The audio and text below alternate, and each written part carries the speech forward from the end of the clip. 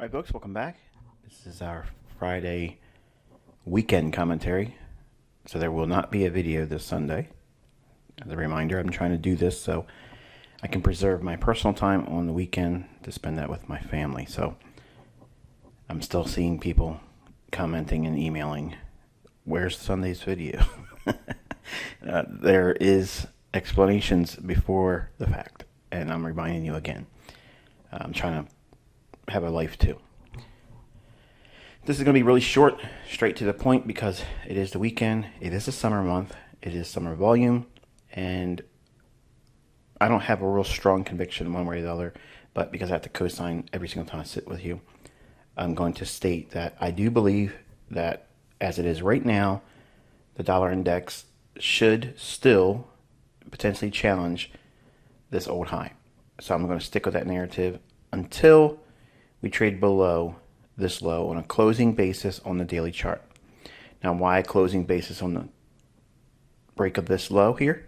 Because we would have completely given back all of this rally off of this volume imbalance. And if it trades below that, then we're probably going to be working towards here. And then if it accelerates below there, then we have all of this to work with. But for now, I'm going to stick with the underlying narrative that they are pressing dollar index to try to get up in here and challenge that old high. All right. Mean threshold of the bearish order block here. That's what this blue line is. The two gray lines. The uppermost is the premium high of the volume imbalance and the discount low of the volume imbalance. Three levels there, okay? Dropping down into the hourly chart, you can see we had market trade up, making a higher high, then breaking down, rebalance with a bearish order block, displacement. We have a sell-side liquidity pool right in here that eventually it traded down into on Thursday, and then rallied back up in to attack some of this sell-side imbalance, buy-side inefficiency. Overall, the market structure still indicates to me that it's still likely to go higher, and again, unless we do on a closing basis lower than this low, that's what I'm going to stick with. 15-minute time frame dollar index, sell side imbalance, buy side inefficiency, breaker here, as I mentioned earlier in the week. Market consolidated, dropped down, ran the sell side liquidity pool as I indicated on the hourly chart, and the sweep of the discount low of that daily volume imbalance. Traded back up to the premium high of the volume imbalance, worked that level, see how it's consolidating around there, and hanging towards this level here, but not really making any headway higher or lower, just gravitating around that level. While I do believe it's likely to continue higher, it's still uncertain. There's nothing that it would give me a go in there on Sunday or go right in there on Monday and do, a long dollar short foreign currency. I don't have that conviction yet. It's the bias I'm going into the week with, but nothing in here I can work with in terms of a trade. And moving right along into Eurodollar. Eurodollar's been trading in its weird little consolidation, but going lower. I still think that we're going to sweep this over here like we did on cable, but how much of a time window do you have to sit and wait for that to occur? The market can stay in these weird consolidations longer than you're willing to be comfortable waiting for it, the breakout, right?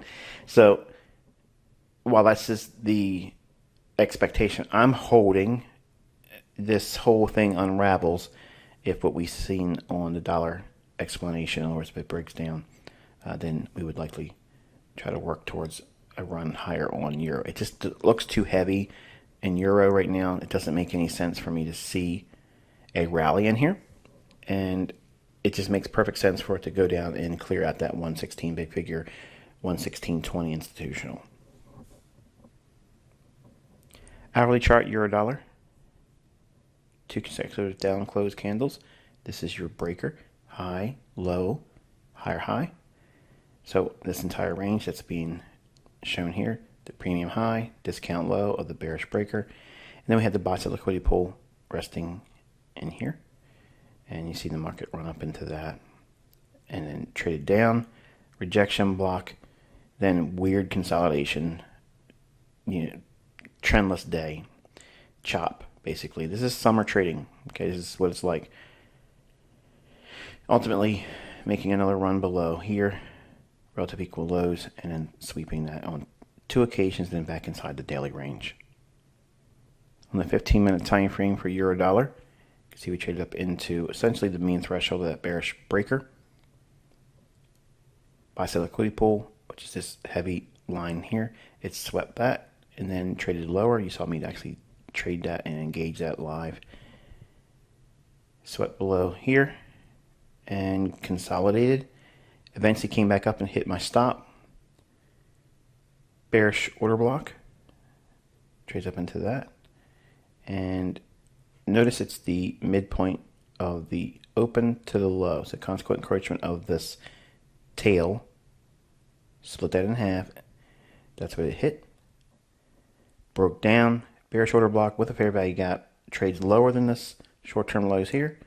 Trades back up in for a New York session short or a scalp bread and butter. Trading down into this old low, which is what it swept. Find the lowest close. There it is right there. So there's your rejection block. Extend that out in time. So shorting at a bearish order block, fair value gap, New York session, optimal trade entry, and reaching down below the rejection block here. Okay. And then back in consolidation, rebalancing the SIBI and doing nothing much more than that. And finally, the British pound versus US dollar daily chart. We have a bearish order block, which we traded back up into on Thursday.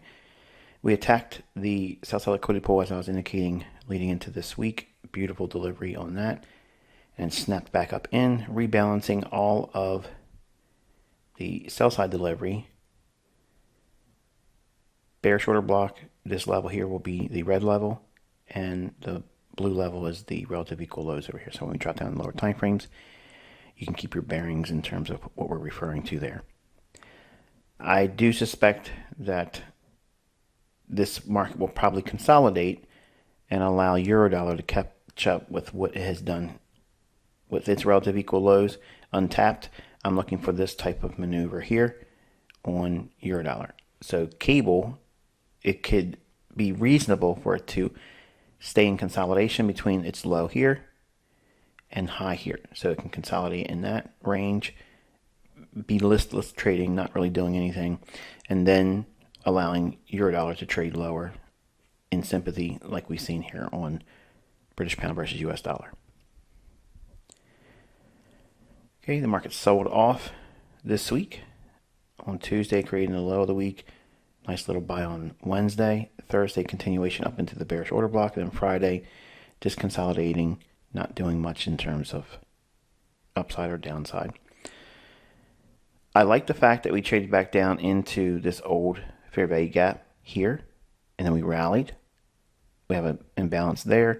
We traded it into twice, and we have kind of like a sloppy relative equal high and the bearish order block that it could trade a little bit deeper into. So, like I mentioned, the range on the daily chart, which pound dollar can trade within and not really do too much of a move higher or lower than that. Now, I could be wrong and it could blast off either higher or lower, but my expectation going into this week is they'll try to keep that pair, or this pair particularly, pound versus US dollar, inside that range on the daily chart, thus allowing Eurodollar to catch up with what has been delivered on the downside for cable. So nothing in a sense of a clear, this is a trade for cable. I don't see that. So I'm going to focus primarily going into this week still with Eurodollar because I think it has unfinished business with its daily relative equal lows. And then finally, British pound versus US dollar on a 15-minute time frame. Old fair value gap here, which we look past this. This is a run on liquidity. So when you receive these types of trading maneuvers in price action, block all that out. Consider that as not actually being there because it's already done the work. So what does it take us back to? This fair value gap, which is what we traded to in here. So we traded down in, running out relative equal lows, snapped back above, relative equal highs. There you go. There's a bread and butter trade there. And you can study that on a 5 and 1 minute chart. There's lots to mine in that fractal right there. Like I said, I like the idea that it went to this low here and inside of this buy side balance, sell side efficiency, consequent encroachment essentially. So I'd like to see it trade higher to study, not to trade it, and see if we can run out these relative equal highs. And then I would expect to see it stay in the range I outlined on the daily chart. And that, my friends, is going to be it. Short, simple, sweet, right to the point, and not as clear as you probably wanted it. I gave you some really good stuff this week, and I shared you some examples of using the things that you learn here, the higher order things that you'll learn. On Monday, I'm actually going to break down how mentorship content can get you to the trades that I did yesterday. Now you're probably saying, why don't you do it here? Why don't you just fill up this weekend commentary with that? Because I'm expecting probably not being able to do much on Monday. So I'm saving it for Mondays.